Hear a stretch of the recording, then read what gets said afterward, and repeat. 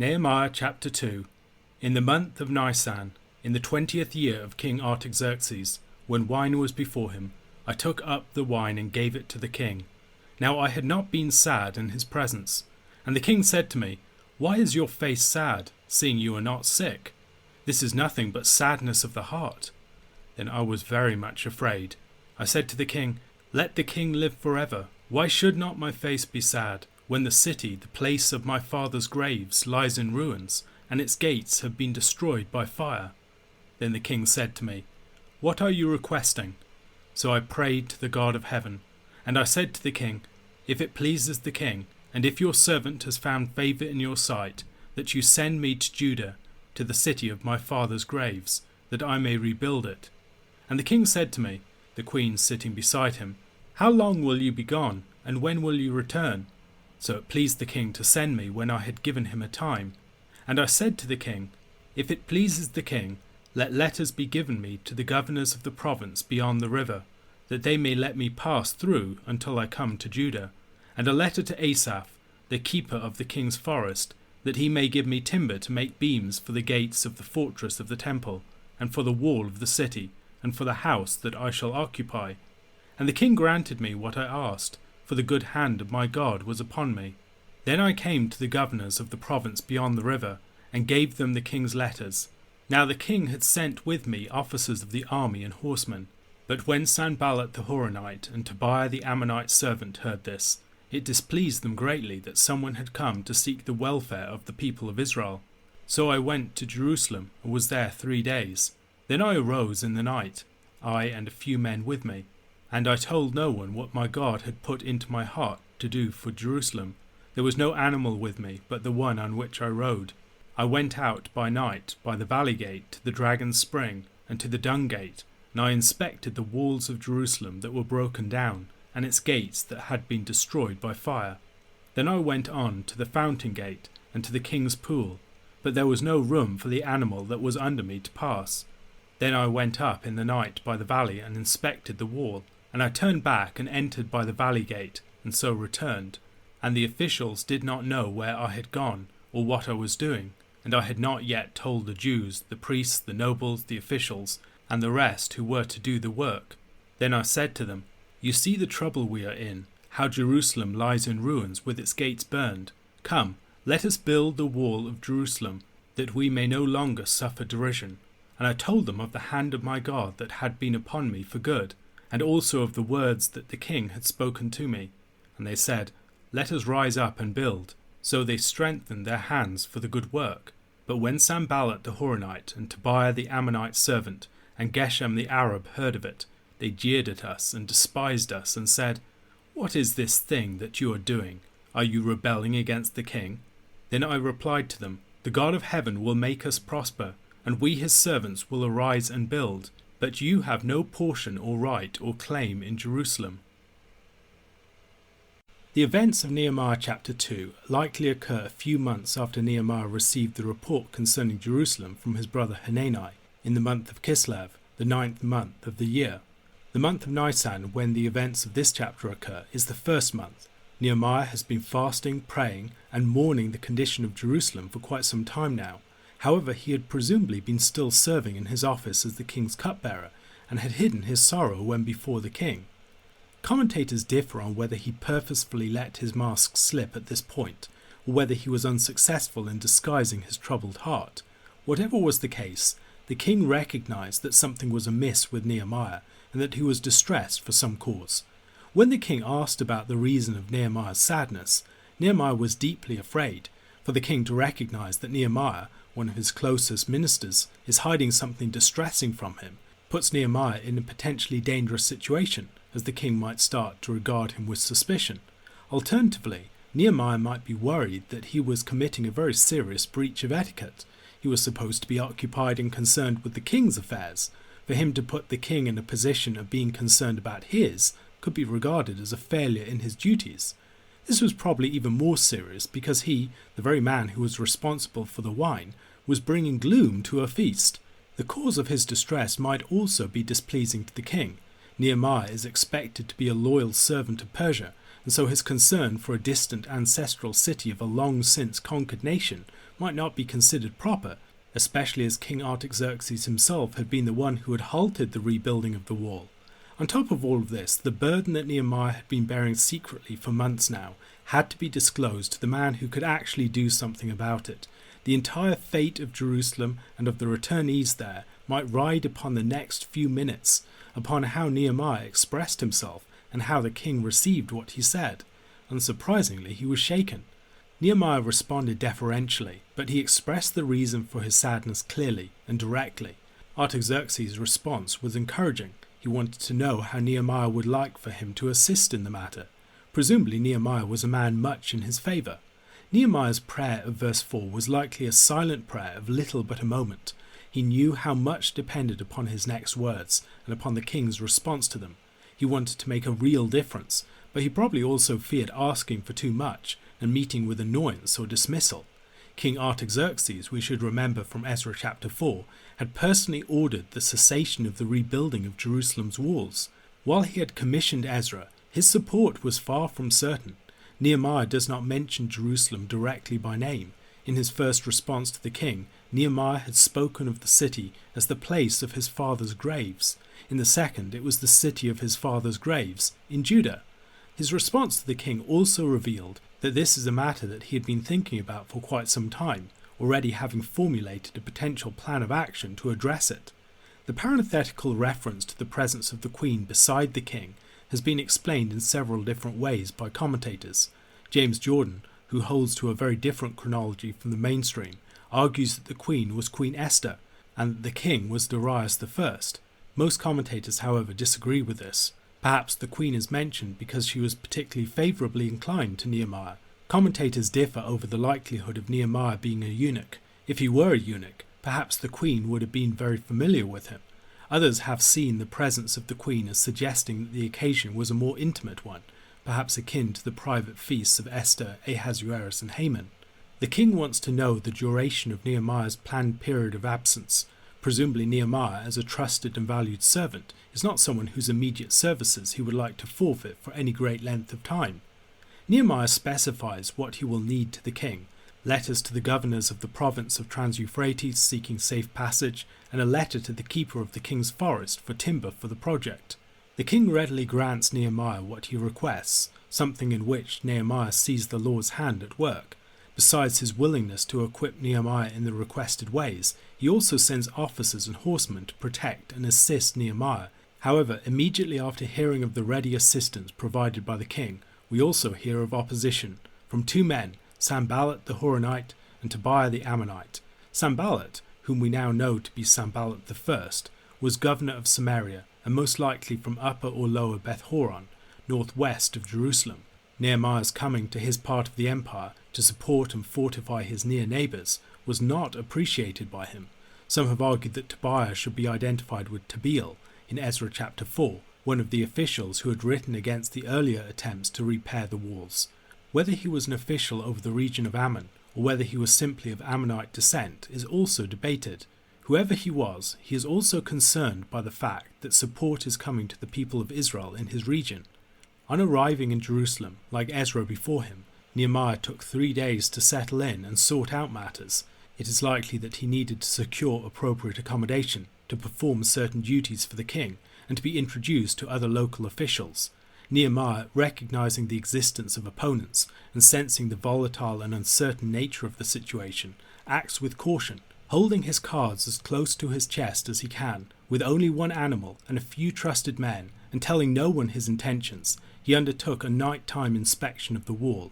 The walls had been broken down and the gates burned. Presumably this was not the result of the destruction of Jerusalem by Nebuchadnezzar in 586 BC, but rather of the destruction of the later uncompleted rebuilding efforts earlier in Artaxerxes' reign. Verses 13 to 15 detail the itinerary for their inspection. From the valley gate on the west he went south to the dung gate and the fountain gate next to it, on the southeast of the city. At that point his path was blocked, perhaps by fallen stones or rubble, so he descended into the Kidron Valley, going north for some time before turning back and returning to the valley gate, by which he had first gone out. This inspection gave him a good sense of the terrible condition of the walls, and the sort of labour that would be needed to build them up again. Having gotten the lay of the land and acquainted himself more with the situation, Nehemiah finally apprises the people of his true purpose, exhorting them to undertake the building of the ruined walls of Jerusalem. He informs them of the support that he has been given by the king, spurring the beleaguered people to action now that they know that they have the backing of the king himself. The rebuilders of the walls of Jerusalem earlier in Artaxerxes' reign had been accused of an intent to rebel by their neighbours. On that occasion, a letter to the king had succeeded in stymieing their efforts. However, on this occasion, the opponents knew that the Jews have the support of Artaxerxes. Nonetheless, they suggest that the Jews are really motivated by a desire to rebel against him. They jeer at them, presumably trying to suggest the futility of their endeavours. The people, newly encouraged, are not disheartened by the accusations and ridicules of their opponents. They declare that the Lord will equip them, and that the opponents have no claim to Jerusalem, which they have wanted to control. A question to consider: how does divine providence propel the events and the characters in this chapter? John chapter 2. On the third day there was a wedding at Cana in Galilee, and the mother of Jesus was there. Jesus also was invited to the wedding with his disciples. When the wine ran out, the mother of Jesus said to him, "They have no wine." And Jesus said to her, "Woman, what does this have to do with me? My hour has not yet come." His mother said to the servants, "Do whatever he tells you." Now there were 6 stone water jars there for the Jewish rites of purification, each holding 20 or 30 gallons. Jesus said to the servants, "Fill the jars with water." And they filled them up to the brim. And he said to them, "Now draw some out and take it to the master of the feast." So they took it. When the master of the feast tasted the water, now become wine, and did not know where it came from, though the servants who had drawn the water knew, the master of the feast called the bridegroom and said to him, "Everyone serves the good wine first, and when people have drunk freely, then the poor wine. But you have kept the good wine until now." This, the first of his signs, Jesus did at Cana in Galilee, and manifested his glory, and his disciples believed in him. After this he went down to Capernaum with his mother and his brothers and his disciples, and they stayed there for a few days. The Passover of the Jews was at hand, and Jesus went up to Jerusalem. In the temple he found those who were selling oxen and sheep and pigeons, and the money changers sitting there. And making a whip of cords, he drove them all out of the temple, with the sheep and oxen. And he poured out the coins of the money changers and overturned their tables. And he told those who sold the pigeons, "Take these things away. Do not make my Father's house a house of trade." His disciples remembered that it was written, "Zeal for your house will consume me." So the Jews said to him, "What sign do you show us for doing these things?" Jesus answered them, "Destroy this temple, and in 3 days I will raise it up." The Jews then said, "It has taken 46 years to build this temple, and will you raise it up in 3 days?"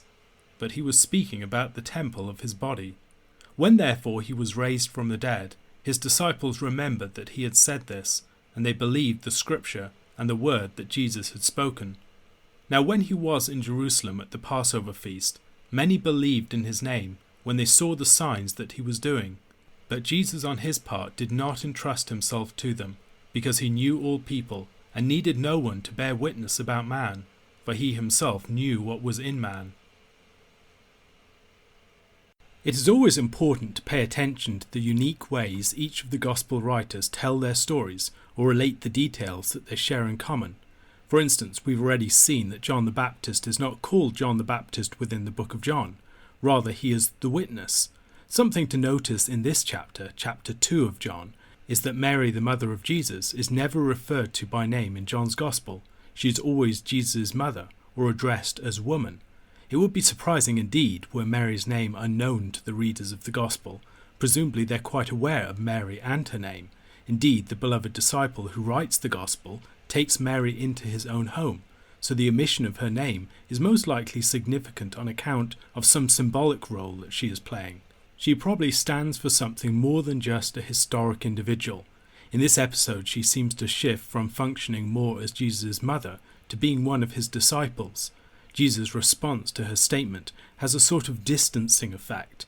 While he honours her and as we will see later in the Gospel, takes an active concern for her provision and well-being, he makes clear by his response that his Father's business must determine his course. Nevertheless, he submits to her request. The chapter begins with the third day. We've noted the presence of a sequence of days moving from the beginning of chapter 1, a sequence which many have speculated ought to be related to the days of creation. This is both the eighth of a sequence of days and the third day in a sequence within that sequence. Perhaps this could be taken as a subtle hint of resurrection themes, as the resurrection is both on the third day and on the first day of the week, the eighth day. Themes of water and purification are also prominent in John's Gospel, appearing on several occasions. It occurs within this chapter, it occurs within the preceding chapter, with the reference to John's baptism. There's the discussion of being born of water and the Spirit in chapter 3. There's the meeting with the Samaritan woman at the well in chapter 4 and the conversation concerning the living water. There's the man by the sheep pool in chapter 5. In chapter 6 there's the crossing of the Sea of Tiberias. In chapter 7 there's Jesus' statement on the great day of the feast in connection with the pouring out of water, that rivers of living water would flow out of him. In chapter 2 we have a significant water reference, as Old Covenant waters of purification in water pots are transformed into something new, into fine wine for a feast. The first half of the Gospel of John is often referred to as the Book of Signs. The signs of John's Gospel are more than merely miracles. They have a symbolizing purpose, revealing something about the character of Jesus and of his mission. They have a meaning beyond being powerful acts. Jesus wants people to see beyond the spectacle, to recognize the significance of what is taking place. John's Gospel has a rich literary structure, and there are ways in which we might relate other episodes in the Gospel to this one. For instance, this is the first of a sequence of signs, often numbered as 7. This sign could be paralleled with the final sign of the raising of Lazarus.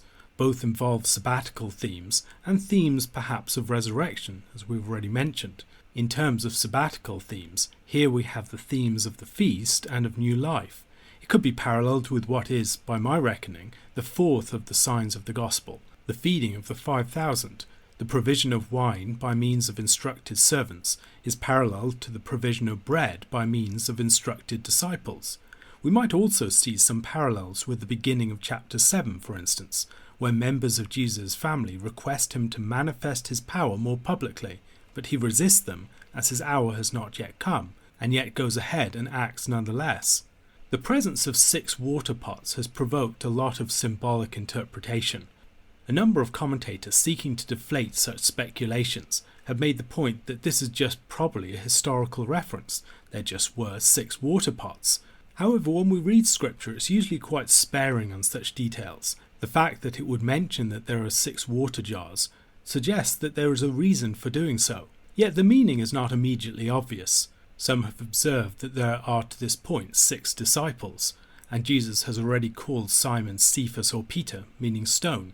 On other occasions in the Gospel, 6 is a number of items, which is followed by a further item. So in chapter 4 there are 6 husbands, or men, followed by a coming man, the Messiah. In chapter 4 there is also 6 hours, and then the reference to the hour that is to come. I think the most promising solutions to this question look at the theme of water coming from the rock, living waters from the heart, rivers of living water from the belly in chapter 7, water and blood from Jesus' side.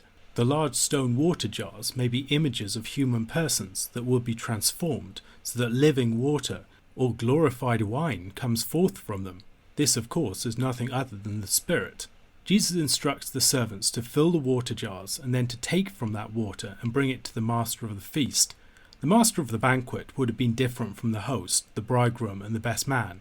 He may have been chosen by lot by the hosts, or maybe even by the guests themselves. It was the duty of the bridegroom to ensure that all of the people had the wine that they needed.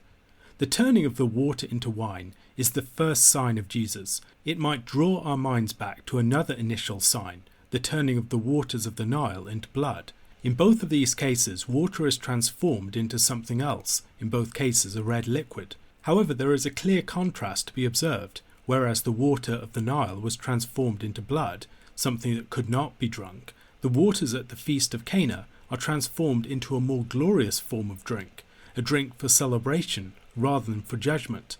Jesus has already been identified as the Lamb of God, presumably the Passover lamb, and the scene has been set for a new Exodus. However, now, instead of performing great acts of decreation, tearing down the creation, Jesus' first sign heralds a glorious new creation, a place of wine, feasting, and celebration. The fact that there are subtle associations between the figure of Miriam, from whom Mary gets her name, and the provision of water in the wilderness, perhaps suggests the possibility of a deep connection to be pursued here between Mary's petitioning of her son and the provision of water to the Israelites in the wilderness. The setting of the wedding feast, the bringing of new wine, and the statement of the master of the feast all suggest that the miracle is a sign of the character of Jesus' work more generally. Indeed, this is where it all begins. This is where we see Jesus entering into his public ministry in the Gospel of John. He is the bridegroom. He replaces the water of the old covenant with the wine of the new. In the wedding feast of God's kingdom, the best comes later. The notion of Jesus as the bridegroom pervades the Johannine literature. Jesus is the man meeting the woman at the well. His feet are anointed at Bethany in language redolent of the Song of Songs. He is laid to rest in a scented garden chamber, and a distraught woman looks for him, and the chamber is opened so that its spices can be borne out on the wind of the released spirit. In the book of Revelation, he is introduced as the glorious bridegroom, and the book ends with the wedding supper of the Lamb. By beginning the story of Jesus' public ministry with a wedding feast, John sets us up for all of this. It's also worth noting the way that Jesus' word is given great prominence within this sign. This is a sign done in secret. No one actually sees the water turned into wine. We don't even know when exactly in the process it takes place. It is a sign done in secret, and the power is that of Jesus' word, which is experienced when people obey it. The sign is confirmed by the master of the feast, and the conversation that occurs afterwards seems to be a significant part of the sign. It discloses aspects of its meaning. While the Synoptic Gospels record a temple cleansing in the last week of Jesus' ministry, John records such a cleansing at the beginning. There are two main ways of taking this. We could argue that there are two separate cleansings that occur. In that case, we might see the pattern of the leprous house in Leviticus. It is tested once and cleansed, and then the second time it is tested and condemned.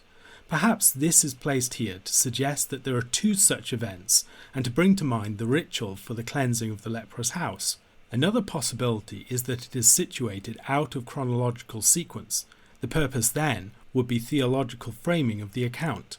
John, unlike the other Gospels, focuses far more upon Jerusalem and upon the feasts at Jerusalem. He doesn't give so much attention to the Galilean ministry as you'll find within the other Gospels. By placing the temple cleansing at this point, he would situate the entire narrative that follows under the shadow of the Passion Week.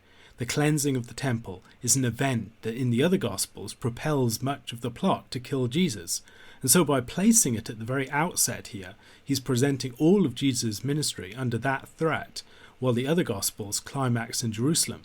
In John's Gospel, what precipitates the plot to kill Jesus is more the raising of Lazarus. It's his love for his friend, his action for his friend, that precipitates the plot. And here the temple cleansing may have been put forward so that that could come into sharper relief. That John is centered upon Jerusalem throughout might also help to introduce a movement through the temple that we can see in these chapters. John presents Christ as the ark in chapter 1, upon which God's presence rests.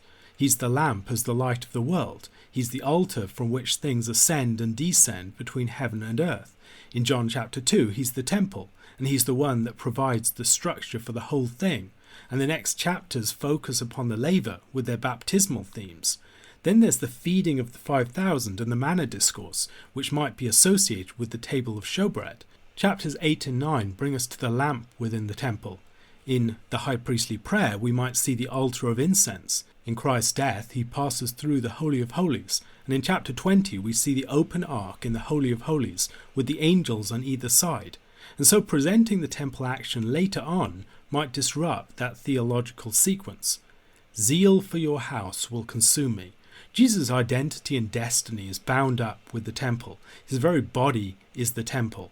In the Old Testament, we see a connection between the body and the temple. The temple or the tabernacle is a blown-up body, and the body is a miniature temple. Jesus is God tabernacling among us, and he is concerned for the house of his Father, that it not be made into a place of trade. Whereas the other Gospels' temple cleansing accounts focus on the temple as a den of thieves, drawing upon Jeremiah, here Zechariah chapter 14 verse 21 might be more prominent background. And there shall no longer be a trader in the house of the Lord of hosts on that day. Christ comes to the temple and seeks to cleanse it, to set it apart for its original purpose again.